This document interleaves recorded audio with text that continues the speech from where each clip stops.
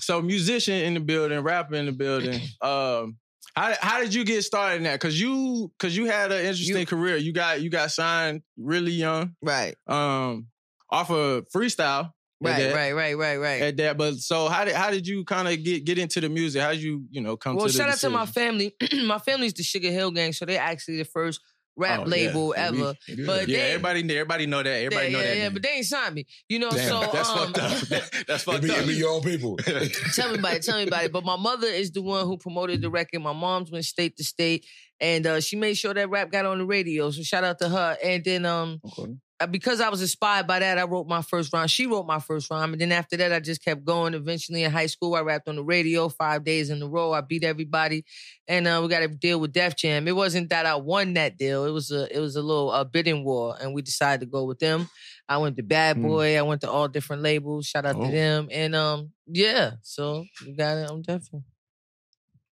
Signed off of Freestyle. Right. Yeah, something like that. That don't really happen. That's like an that. old ass freestyle right there on the screen. They gonna pull it up. I look different now, praise God. I don't look like what I've been through, praise God. Yeah, no, Faye gonna pull it up, man. So getting a deal early, having that in your head, like what was that like? Did you kind of get a big head? Did you? Of course. I mean, the biggest. I mean, my ego was out of this world. I remember going to the club one time and they didn't let me in. I was like, you don't know who I am?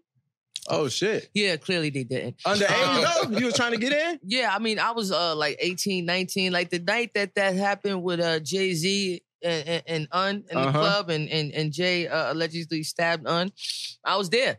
And I was at both parties. And I was in the club, 17, 18, 19 years old. But, at the time, it's just mind-blowing because you work for something your whole life. And then when you get it, you don't realize you have it at that moment because everything is moving so fast. Right. Yeah, I couldn't imagine. I mean, we have a lot of artists on here and a lot of people say they get started young, but like getting a deal that young and being introduced to, everything. Yeah. Like the labels you were saying, Bad Boy, and it's just like it's mind blowing that people actually go through that and make it out. You know what I'm saying? Or like just become something just because there's so much going on in the rap world. It's so much like we done heard some of the shiesty stories that go on. People getting over on their family. That you know what I'm saying? It eats you alive. I've watched this game eat people up and spit them and spit them out because it's like. We know about the artists who achieve success, but we don't really hear the story about the artists who was back then. They was writing the songs for everybody and how their music was stolen and the people that you'll never hear of or the producers who somebody else stole their credit or, the artist who was signed to the labels and did everything right and it just didn't work out. And I've just seen this monster. And the worst part of it all is I've seen artists who've gotten huge success. Yeah. And then their fall back to earth is tremendous. So I've seen a lot and I've seen it all, man. So early on, you got your deal and you started working like right away, I would assume, getting into the studio and stuff like that. So, but I seen that, it was like a 5-album deal, right? Or a multiple album deal, and I guess it like he did his homework. This is like we try to get to know. I guess we try to learn something. We want the people to be real. So right. So, but I didn't see that you put out any albums under the label. Yeah, no, we're gonna speak real. That's why I was giving you a lot to kill it, because I wanted to give y'all a good ass we gonna so you ain't got to sugarcoat. Real. Nah, what happened was, if you ask my mother would say that Def Jam signed me to keep me out of Foxy Way, because at that time I had New York City on fire. I rapped on the radio, so it was like I went to every single label. I didn't know how to do nothing but rap. Right. I did not know that there was so much in the music business. This is the music business. So I'm 17. What's up, Luck? Right. You know what I'm saying? Like, I'm outside battling all day.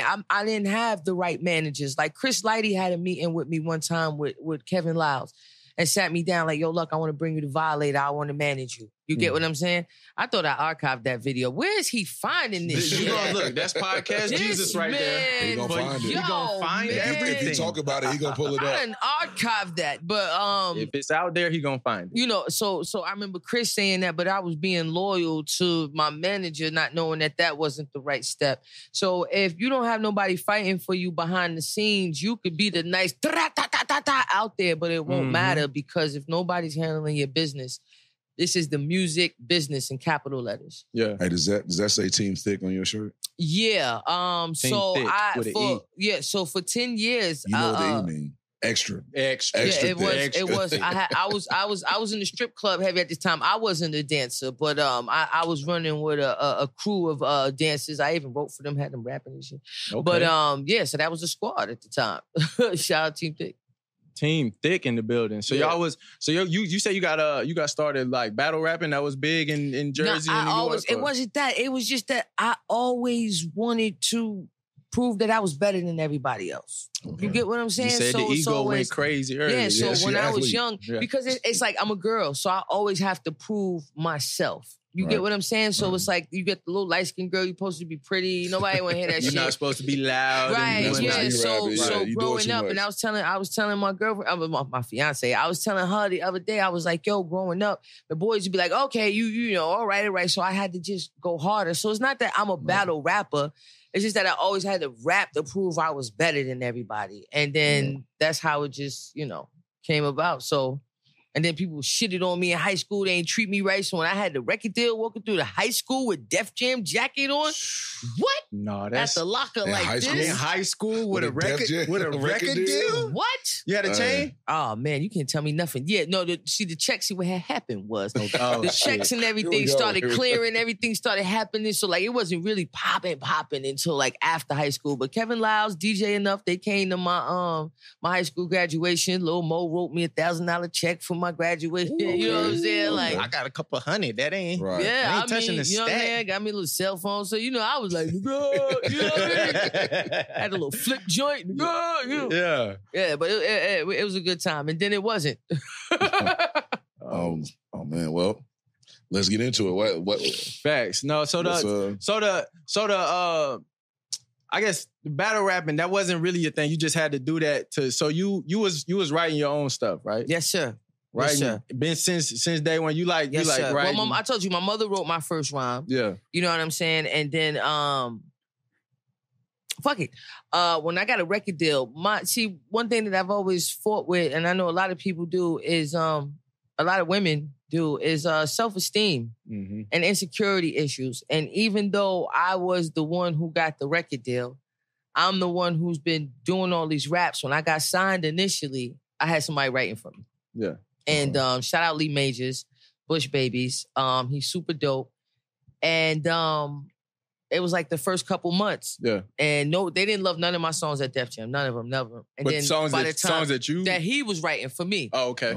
But that's somebody that they didn't know. No, nobody knew. The first niggas who know this shit. I'm telling you right now. They got him to write for you. No, I'm telling you, this is my man. I got a deal. I got nervous. Yo, nigga, I need help. And you know what I'm saying? Okay. And I would bring the songs up to Def Jam. They didn't like them. And then finally, when I started writing my own stuff, that's when I started getting the rapport and the reaction from the label that, you know, I was looking for. But initially, I'm not gonna lie, because it was so heavy, like, you just make this up in your head. You a kid, I'm gonna get a record deal. Then it finally happened. You got like, a record deal, like, and it's not just a record deal, it's Def Jam. Right, Jay-Z just walked by. You know what I'm saying? So it was like, it was overwhelming. It was definitely overwhelming at that age, yeah. I could imagine. I mean, so you said Jay-Z was there, so some, like, being from that area, like, who was some of your favorite artists that you kind of like looked up to? Well, I got signed to Def Jam when Def Jam was at the top of their career. So I'm talking about Jay-Z. I'm talking about Cisco Thong Song. I'm talking about Redman and Method Man Blackout. I'm talking about I'm talking about well, Foxy. Yeah, LL Cool J was LL Cool J was. I'm talking about you up there in the hallways, and it's just crazy because this is the Hard Knock Life tour. Right. So literally, when I left my lawyer's office and I signed the contract, we rushed over and we get on the bus to go to the concert. So I'm on the tour bus with Case. Shout out my nigga Case and everybody. You know what I mean? So it was surreal. You probably got to go backstage and all that shit. Surreal. As in high school, backstage. Brother. Yo, the Source magazine was following me around for 12 months. So I'm in high school. The New Yorker magazine is there and the Source magazine is there. And at this time, I wasn't, it wasn't cool to be gay. But bitches, y'all lucky because if it was cool to be gay back then, it would have been over with. I'm telling you, but everybody was in the closet. I had a baseball cap and a big Avirex talking about, I ain't gay. Nah, that's hilarious. But you said you had a camera crew following you around. It wasn't camera. This is before reality TV. So we was actually the first reality show. It was me, Cap One, and a guy named Lil Buddy. But Lil Buddy went to jail because he robbed a bank. But damn. And Cap One is Hitmaker's brother. But and he's super dope with the pen. Okay. But they followed us around, and every month for like 12 months, with the issues, they was giving updates. So it was just like a reporter. Damn. Yeah, but it was full articles. We wasn't on the side, brother. It was full. Yeah, she was credited. I had a headline. Come on now, quit playing with it. The cover of the magazine, King. No, it wasn't the cover, nigga. Goddamn. Damn. My bad. Somewhere in the middle, y'all. Somewhere in the middle. But yeah, so. Okay. Well, that's what's up. That's a lot. I mean, at that age, though, could you imagine that? You in high school? And right. I mean, I didn't have nobody. I didn't have no real guidance or anything like that. So it was even crazier. So it was the blind leading the blind. It was me and my friends, who I've been rapping, making demos with, and we, just getting drunk and we at parties and we just lived a crazy rock star life. Damn, bro. Rockstar life early on. This is before social media. This is before. Now, I remember getting the video with me, EPMD, and they gave it to me on the VHS. You know what I'm saying? Oh, hell. But remember, I'm in high school, so when y'all try to do the math about how old a bitch is, I know I'm saying these old stuff, but I was a child. I was a baby. It's okay. All our nieces and nephews out there, we ain't worried about them. They talk shit, but they can get their young ass on. Okay. Yep. Especially with me, I'm the old head on set, so they. Oh, absolutely. He was born in the 80s. Yeah, see, like that. That's horrible. That's horrible. Both of y'all just said, I too was born in the, I'm the age of old head on set. I'm scared to turn and say how in the 80s. My bad. I'm scared to ask how old. I might be older. I look, so I know. You know what I'm saying? Can I get a refill?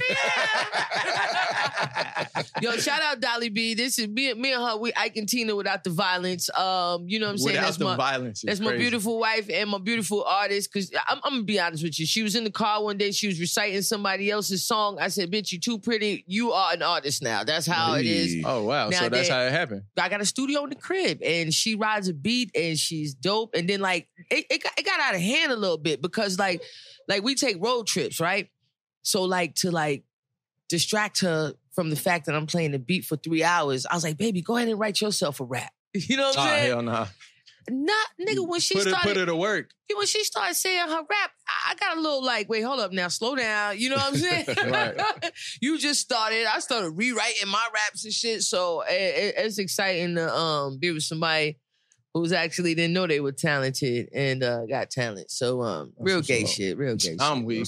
So you was talking about not knowing that they had talent. You said you at first you didn't want to write. But you started writing. I did write. I was writing. It just was overwhelming. Like I'm not gonna lie. I am a real big mental health advocate because I have dealt with depression, insecurities, all of them niggas from that clique. Right. I done been best friends with all of them. So, like I said, when I got the record deal, it was just overwhelming. So I thought I needed help. Yeah. I thought somebody was better than me. So once you start seeing silly me.